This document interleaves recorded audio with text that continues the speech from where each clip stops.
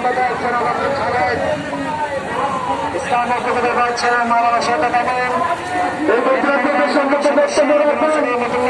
বিভিন্ন মুসলিম ফেডারেশনের সভাপতি মৌলানা আহমেদ যুগ্ম ফেডারেশন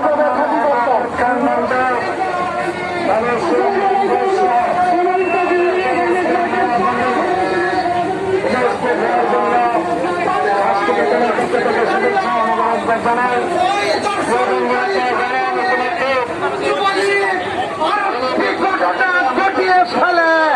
তখন আবার সেইগুলো চাপা পড়ে যায় তাই আমরা সরকারের পক্ষ থেকে